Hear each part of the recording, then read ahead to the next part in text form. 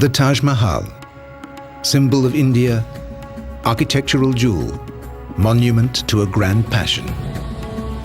The Taj Mahal was built in the 17th century by Shah Jahan, king of the world, ruler of India's mighty Mughal empire.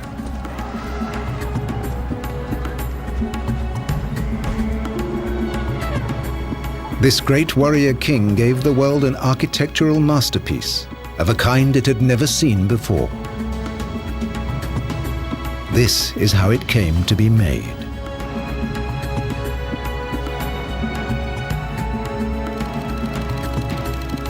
It's also the legend of his queen, the beautiful Taj Mahal, and of their love, too perfect to survive. The chosen one of the palace will have her final resting place in the world's most beautiful building.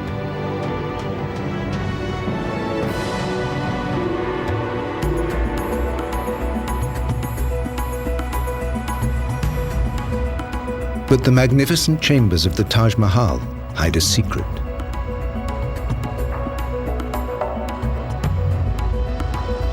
And Shah Jahan will pay a terrible price to complete his life's work at a turning point in India's history.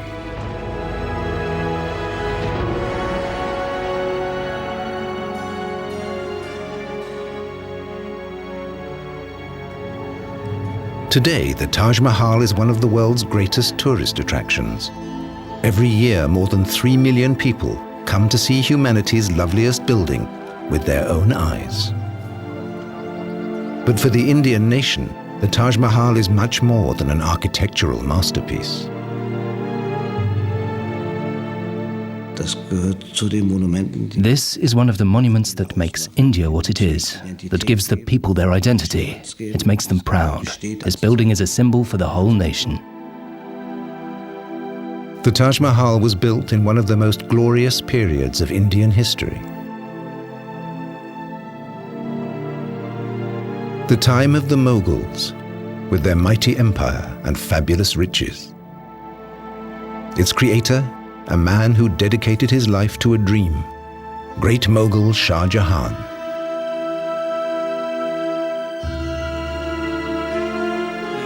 The building that emerged from his plans perfectly combines grace and scale, power and beauty.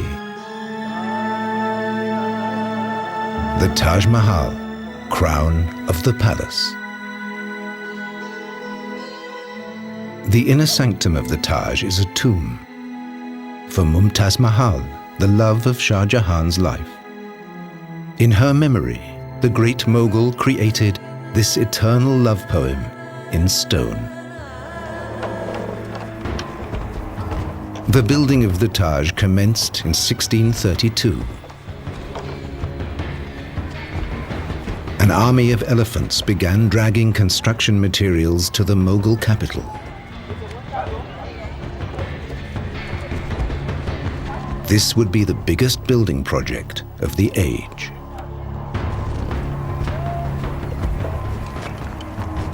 In a few short years, the shell of the Taj Mahal was complete, ready to be clad in flawless marble at colossal expense. The location of the Taj on the banks of the Yamuna River was a special challenge. Am Wasser hat man meistens keinen festen Baugrund. Sie müssen also sehen, dass Sie Close to water, you rarely find ground solid enough to build on. So you have to dig down until you hit hard, dry earth.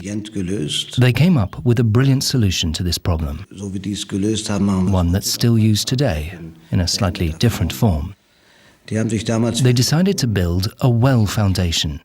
That was a revolutionary idea for those times. Enorm innovativ. The great Mughals' engineers dig deep wells to below the water table. Then they fill them up with rocks and mortar. On this base, the master builders erect stone columns, linked together by massive arches.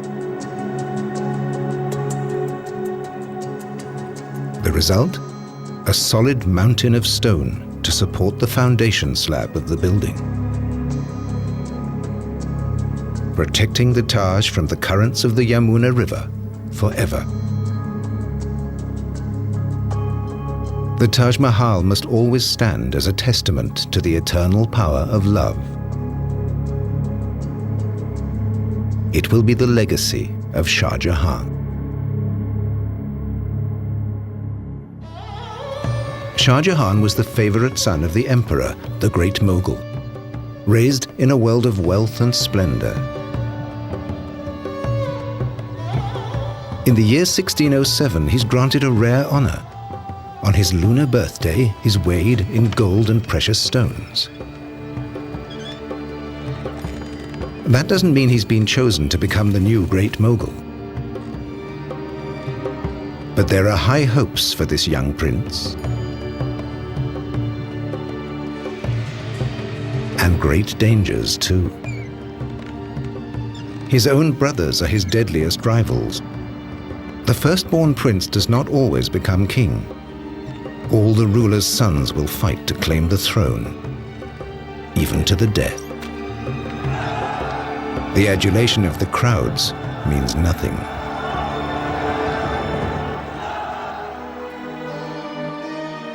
The court chronicles will be our guide to Shah Jahan's life, to its triumphs and disasters.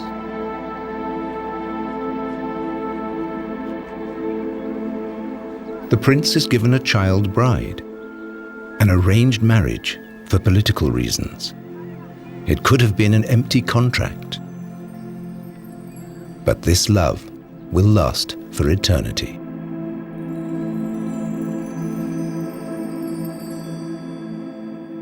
Ten years later, the prince is 25 years old. His star shines brighter than ever. He has fought the enemies of the emperor, winning victory after victory. As a reward, his father gives him the title Shah Jahan, King of the World. The capital of the Mughal Empire is the great city of Agra in northern India, the location of the giant Red Fort, the center of imperial power and one of India's mightiest strongholds. The ruling Mughals and their families live in magnificent palaces inside the fort. Here, the women of his harem see to Shah Jahan's every whim. But his favorite, by far, is his childhood love, Mumtaz Mahal. Shah Jahan calls her the chosen one of the palace. From the chronicles, we know this royal couple were especially close for those times. The impression which one gathers is that there is a strong personal element of personal love. There is a bit of romance. It is usually said that the concept of love is a very European concept, because in the Eastern world you have the emotion of love which is impersonal. Love for deities, love for idols, love for father, love for institutions, love for religion, spiritual love, but not romantic love. But Shah Jahan's memorial to Mumtaz Mahal is the world's most exquisite symbol of romantic love. Every day, countless visitors are enthralled by the Taj Mahal, partly because its Mughal architects used some remarkable optical tricks. The first view of the monument is framed by the main gate. As the visitor moves closer, the Taj Mahal seems to get smaller.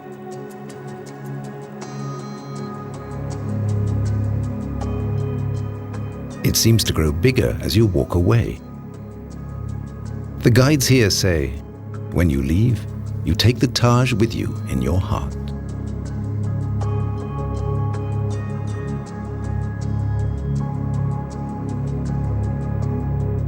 An optical trick went into the building of the minarets too. They lean slightly outwards. If they were truly vertical, they would seem to be leaning inwards. By leaning away from each other, they look perfectly upright. And that brings another advantage. In an earthquake, the minarets would collapse outwards, sparing the Taj and its mighty dome.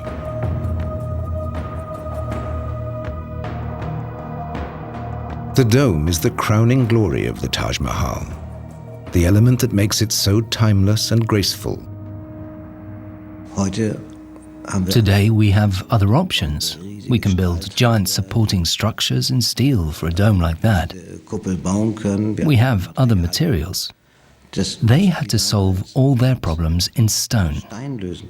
So they laid stone on stone and built up the dome in rings. The dome rises layer by layer.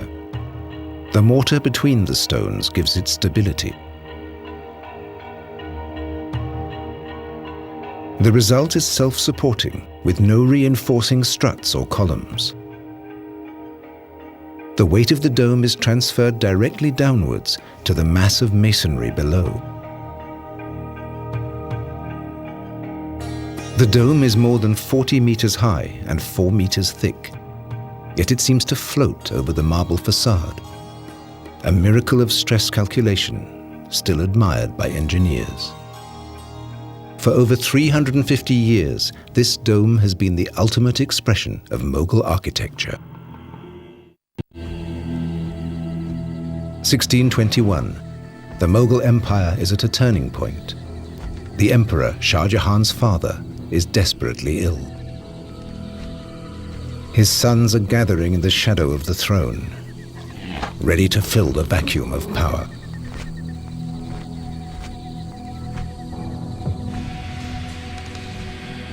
Shah Jahan knows that his moment has come.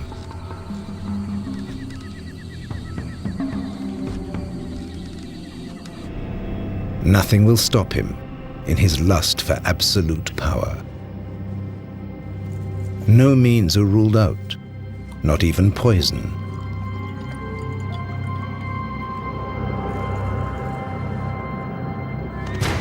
When the great Mughal finally dies, Shah Jahan has his rivals eliminated.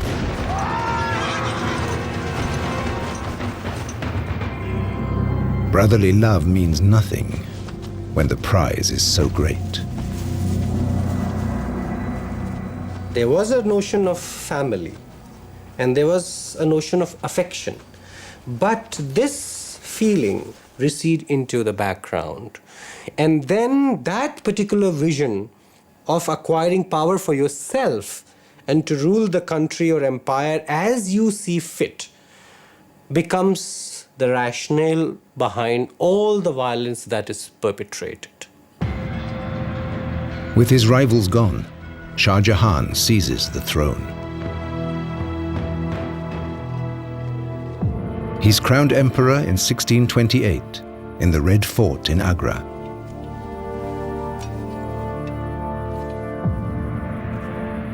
Shah Jahan soon proves himself a wise and moderate ruler. He guides the empire to even greater prosperity.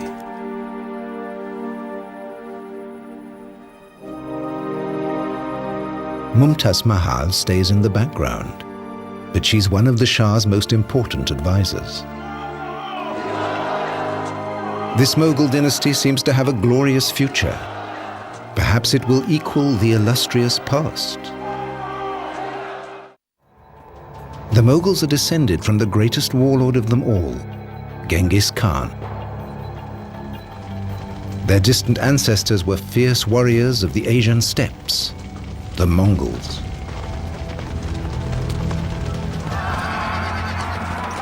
A mere 100 years before Shah Jahan's rise to power, the Mughals swept down from the north onto the plains of India.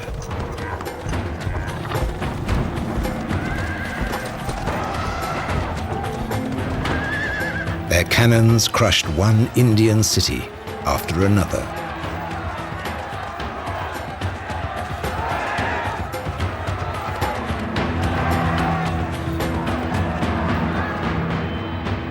By the time of Shah Jahan, the Mughals control most of India.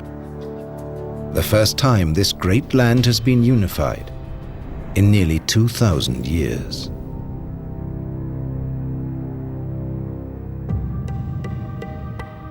The Mughal rulers bring their faith with them, Islam. After Hinduism, Islam soon becomes India's second religion.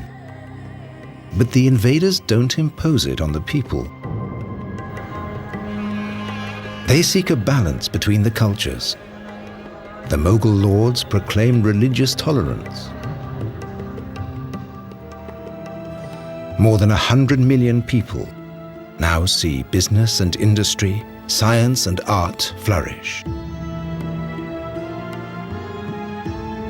Artists at court portray their rulers as godlike beings.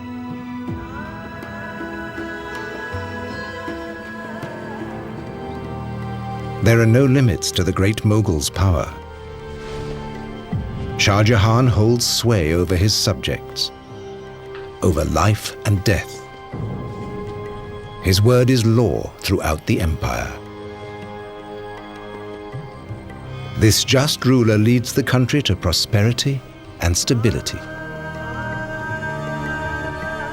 The court chronicle records that Shah Jahan brings the people abundant joy and happiness. Under Shah Jahan, Mughal rule in India reaches its dazzling zenith. But now, his greatest legacy, the Taj Mahal, symbol of the Indian nation, is under threat. This has been a high security zone since 2006. After bomb threats from terrorists and religious fundamentalists, it's guarded round the clock.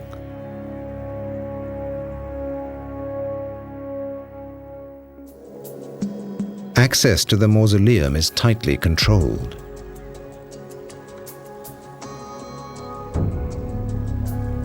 Filming of the magnificent interior is forbidden. No one knows how long the Taj will need this kind of protection.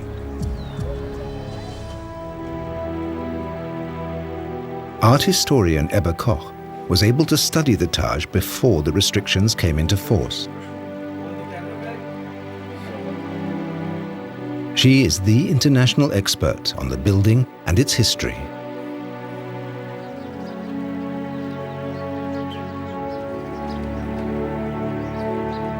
She has also decoded the religious symbolism of the monument.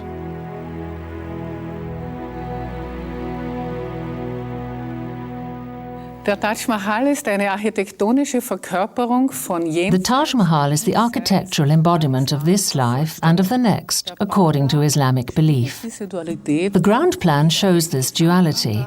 The complex is split between the tomb garden with its mausoleum and a worldly side meant for bazaars and markets. Das Interessante ist nun, What's interesting is that the worldly side is the mirror image of the mausoleum side. genau nachbildet. The connecting square with the great main gate marks the transition to the tomb garden and opens up the view to the mausoleum. Den Blick auf das Mausoleum. At the center of the mausoleum is the Holy of Holies, the most splendid room in the Taj Mahal, the final resting place of Shah Jahan's bride. Mumtaz Mahal, the chosen one of the palace, leads a luxurious life in the women's apartments of the Red Fort.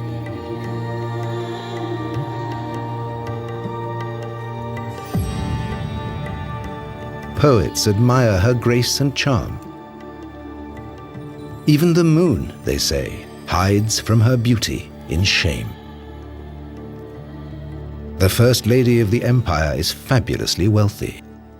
She has huge resources. She was the highest recipient of money in the entire harem, being the chief queen or the most beloved queen of the emperor, because payments in the harem were graded.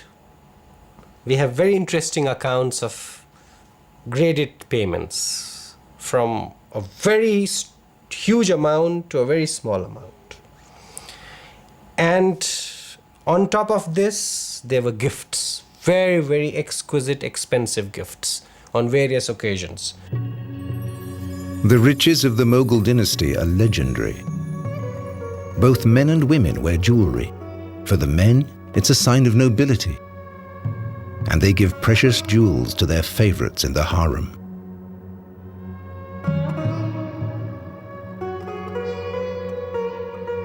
Its endless supply of gems makes India the treasure house of the world.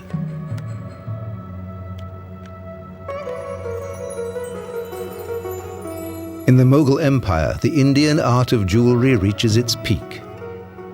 Precious stones decorate statues, furniture, weapons, and fabrics. Even today, works by Mughal craftsmen command the highest prices.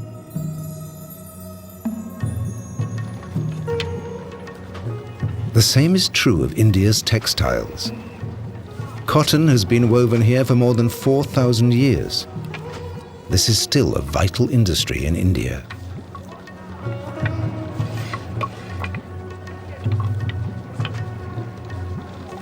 Under the Mughals, India became the world's leading exporter of precious fabrics.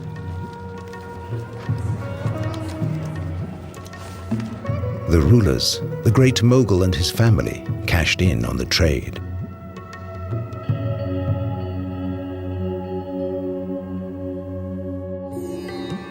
Shah Jahan has a special duty to his dynasty: to produce heirs. His wives in the harem bear him children.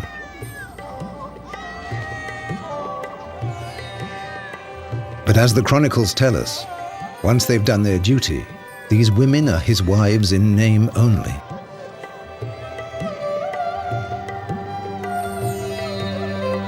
Shah Jahan's harem may once have been a love nest. Soon it comes to resemble a nursery. The harem is not an informal, entirely informal space. It's a space with a certain protocol. It is a space with a certain hierarchy. It is a space with a whole set of rules and regulations. With the empire at peace, there's plenty of leisure time to fill. The Mughals' enjoyment of alcohol and opium is legendary.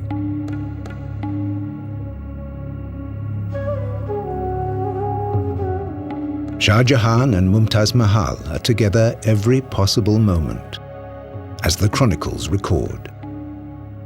The mutual affection and harmony between the two had reached a degree never seen between a husband and a wife among the classes of rulers or among the other people. The Imperial Chronicle describes their life at court. The intimacy, deep affection, attention and favor which His Majesty had for the chosen one of the palace exceeded by 1,000 times what he felt for any other. For Shah Jahan, the happiness of Mumtaz Mahal is paramount.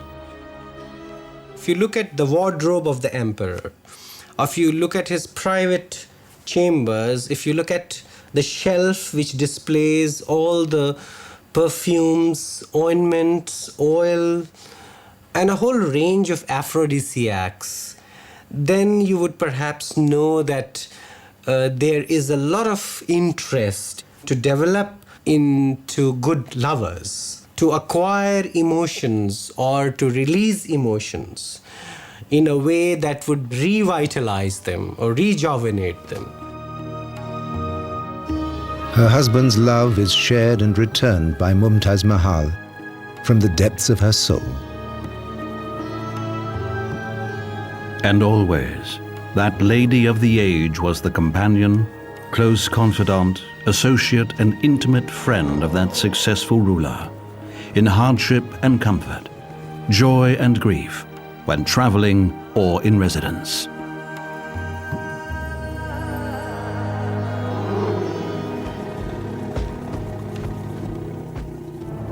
Fortune smiles on the king of the world, but not for long.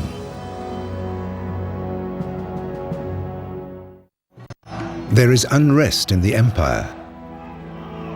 In 1629, reports reach Agra of another uprising. A distant province has rebelled against the empire again. This means war. Shah Jahan mobilizes his army. He will crush opposition with brute force.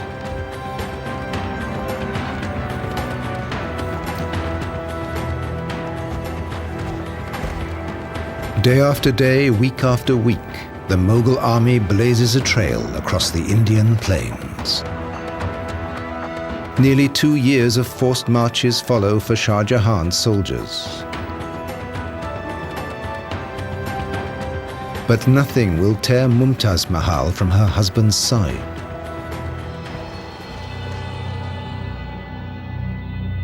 The Mughals are forced to leave their capital again and again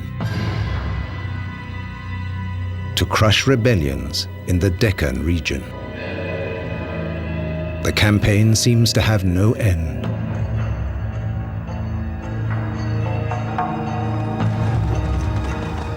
The great Mughal still puts his faith in his cannons, the latest superweapons imported from the Turkish Empire. His soldiers haul them over mountains and across the roughest terrain, shattering city walls, wiping out the rebels.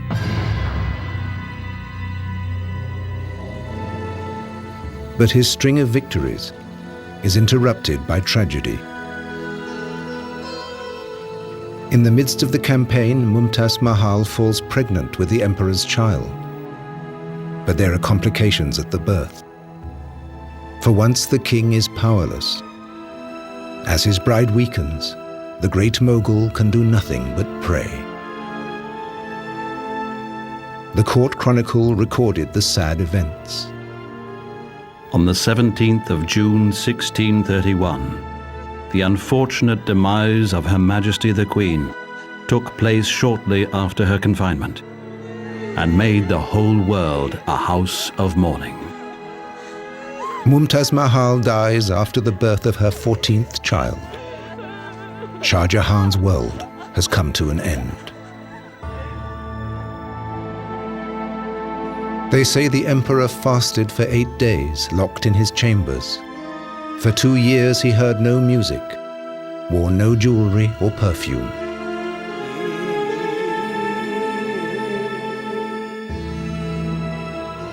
His hair and beard had turned grey. He looked older, much older than what he looked when he went into confinement or statutory mourning. So surely this must have had a deep impact on him. Before she died, legend says, Mumtaz Mahal made a wish for a mausoleum more sublime than any the world had seen. This will be Shah Jahan's task for the rest of his life, to erect the world's most beautiful building in her memory.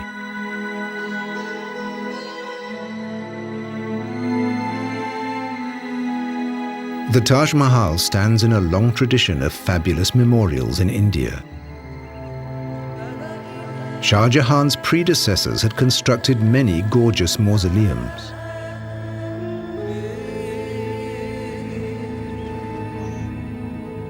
The Taj Mahal combines the very best elements of the memorials to Shah Jahan's forefathers. The tomb of his own father provides the model for the minarets. His great-grandfather's mausoleum had 4 corner turrets surrounding a central core. The 4 mighty portals are inspired by his grandfather's tomb.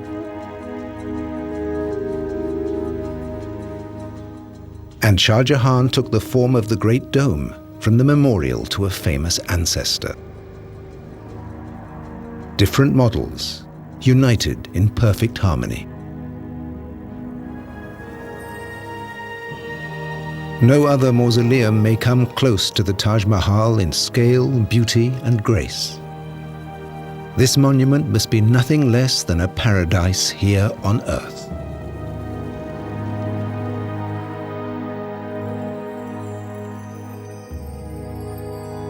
Symbolism carved in stone and marble. A heavenly memorial to the Queen of the world. Or as a poet described it, a teardrop on the cheek of time.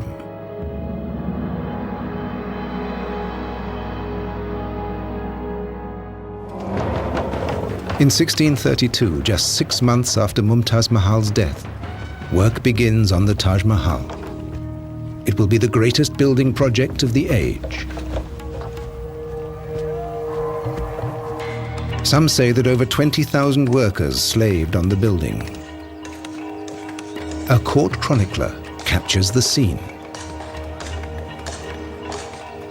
And from all sides of the imperial territories were assembled troop after troop of skilled men, stonecutters, inlayers, and those who do carving in relief, each one an expert in his craft, who began work together with the other laborers. Millions of bricks are baked on the spot for the shell of the building. The Taj rises at record speed.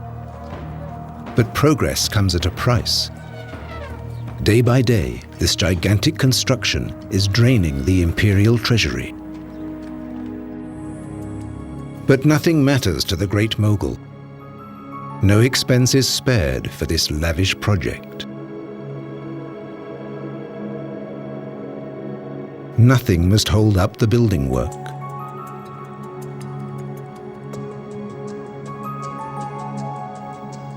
Even if the people suffer terribly for the emperor's devotion.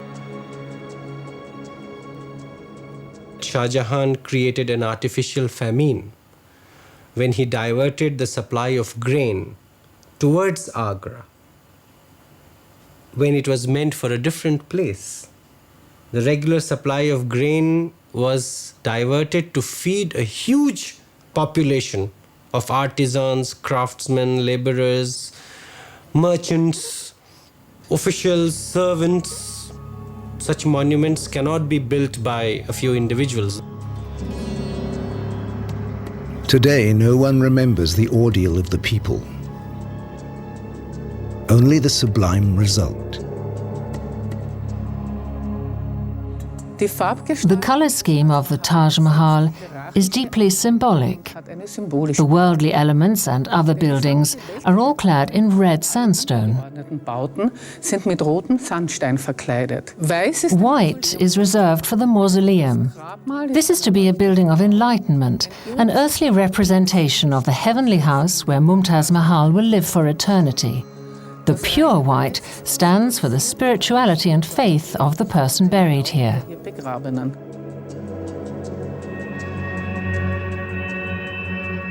The white marble for the Taj Mahal comes from quarries at Makrana in Rajasthan, still in use today.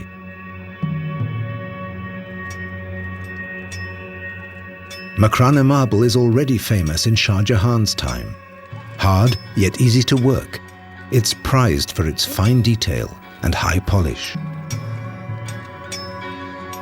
The great mogul has reserved Makrana marble for imperial buildings.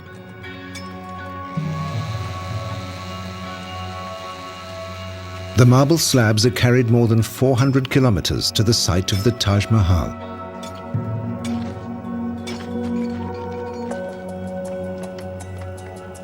Construction consumes colossal amounts of this fabulous stone. With the skeleton of the building complete, the bricks disappear forever beneath the pure white facade. It's this smooth, glowing stone that gives the Taj Mahal its unique impact. Dieser weiße Marmor bringt natürlich Of course, it's this white marble that gives it its beauty, its lightness, that sense of floating. das über diese Zeit, und das sind These are means of expression available to an architect, die ein Architekt hat, just as words are used by a poet. Worte hat. Right beside the marble edifice, the gardens begin. Der Garten The garden is the heart of the Taj Mahal. stellt ein It's an earthly picture of the paradise of the Quran. die Grundfläche Two paths divide the terrain into 4 squares. geteilt und die Kanäle The channels along the paths represent the rivers of paradise in the Quran. wie sie der Koran Where the channels meet, there's a pool. Gartens münden die This is symbolic of the celestial pool where the faithful quench their thirst Brunnen when they arrive in paradise. Durst stillen, wenn sie ins Paradies einziehen. True to Mughal tradition, the mausoleum and garden form an indivisible unity. And the interior of the mausoleum itself is modelled after the 8 paradises of the Quran. 8 chambers surround the central space beneath the dome. Mumtaz Mahal's coffin lies here. Before long, it attracted pilgrims from far and wide. Even today, the graves of deeply pious Muslims attract thousands of pilgrims. The flowers on the graves recall the Prophet Muhammad. As he ascended into heaven, each drop of perspiration turned into a rose. The faithful pray to the departed, asking for their divine intervention. Indian Muslims are drawn to the sumptuous memorials of the Mughal rulers in the same way.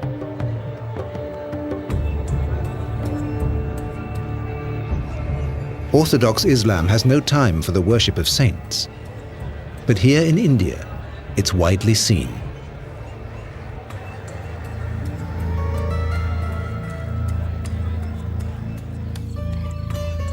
The Mughals brought Islam to the subcontinent, but they didn't interpret the Quran rigidly. For a long time in India, Islam was linked to policies of tolerance and openness.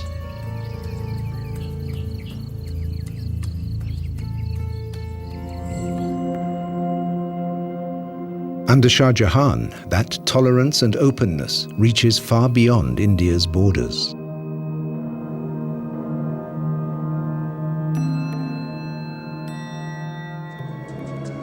The Great Mughal decrees that visitors from the outside world will be made welcome in his empire. He knows there is much to gain from the exchange. So, travelers from east and west are regularly seen at Shah Jahan's court.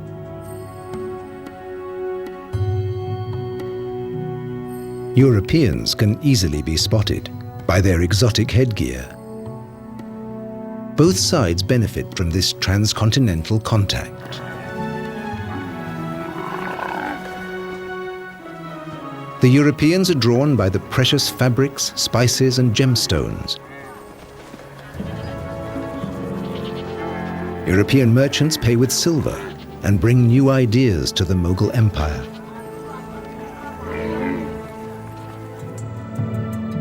The Taj Mahal itself demonstrates the links between India and Europe. Sumptuous stone flowers adorn the filigree marble latticework and cover the entire interior of the Taj Mahal. Techniques and motifs coming from distant Europe. These mosaics of semi-precious stones are called pietra dura. In Petra Dura, for instance, one doesn't know whether Petra Dura came directly from Europe or came via some intermediary zone, but nevertheless, it was something which really tickled the imagination of Shah Jahan. And he used it in a very interesting way in which the building really looks like a treasure chest. Pietra dura is Italian for hard stone. In the Renaissance, these precious inlays decorated palaces. This craft of stone cutting traveled from Italy to India, where it experienced a new heyday.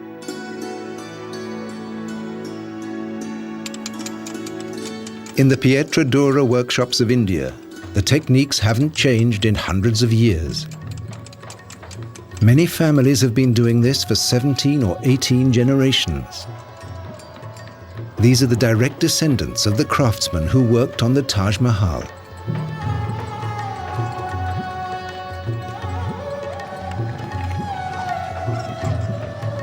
Pietra Dura is a tough craft to master.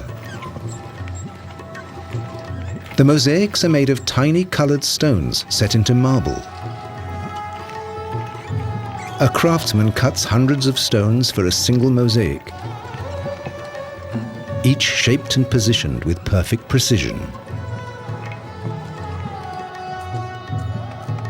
He needs just as much skill to carve the flower shapes into the marble, creating the setting for the precious stones.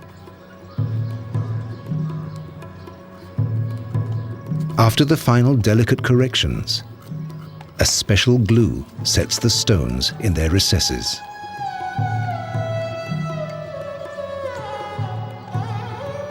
Painting in stone is one of the glories of Indian craftsmanship. But no chronicles record the names of the artists who decorated the Taj Mahal. One thing we tend to forget is the hard labor, sweat, suffering of artisans and ordinary craftsmen. Nobody knows anything about them.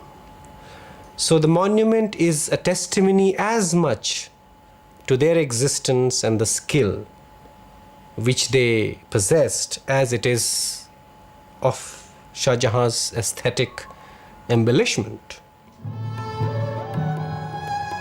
Through their work, the men who made the Taj Mahal live on.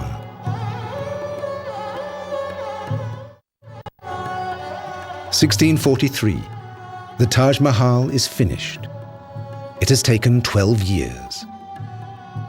In spite of difficulties and obstacles, Shah Jahan has accomplished his dream. The chosen one of the palace rests in a shrine worthy of her name.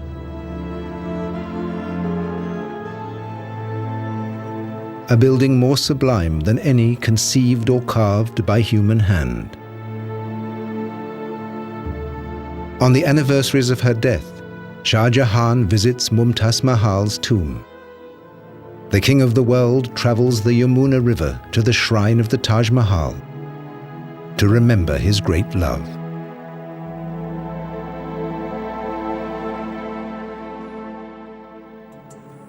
The Taj Mahal conceals a final mystery. The coffin seen in the mausoleum is only a cenotaph, an empty monument. Mumtaz Mahal lies in a secret marble chamber below. There she rests, undisturbed.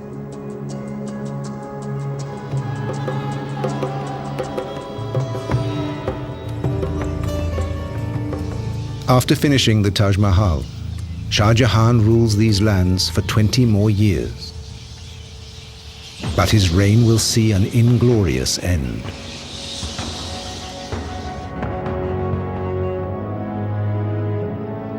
His costly projects and extravagant lifestyle have brought the empire to the edge of ruin.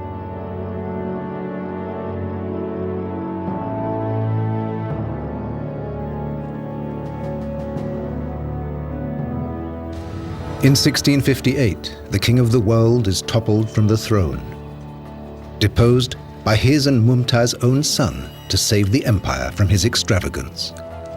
Shah Jahan, absolute ruler, great mogul for 30 years, is a prisoner.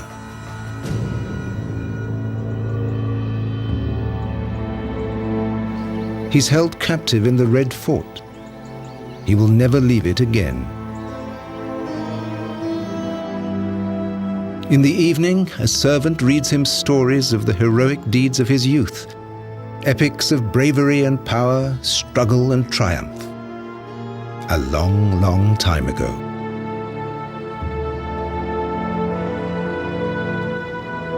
In Shah Jahan's decades of intelligent rule, the Mughal Empire reached its peak.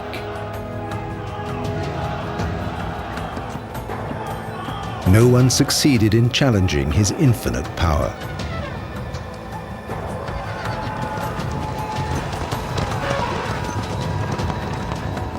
But the mightiest have furthest to fall.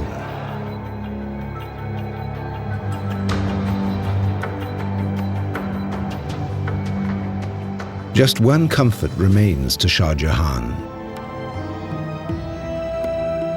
In the distance, from his prison window, he can see the gleaming monument of his beloved. He cannot forget his passion for the chosen one of the palace. Their happiness was mortal. Their love was for eternity.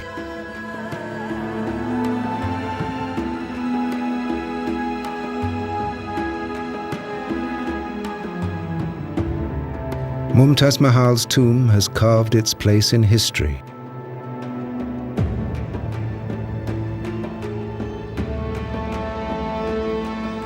Shah Jahan will also find his last resting place here. In 1666, at the age of 74, Shah Jahan dies.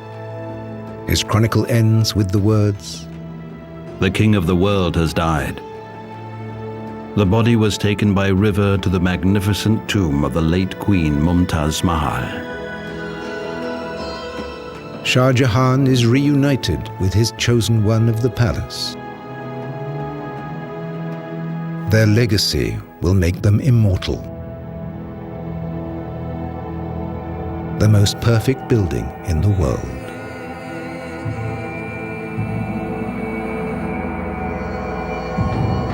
Don't miss Treasure Hunters Day from 9 a.m. till 8 p.m. tomorrow. Next on National Geographic Channel, Explorer 125 looks at new evidence from an Alcatraz breakout.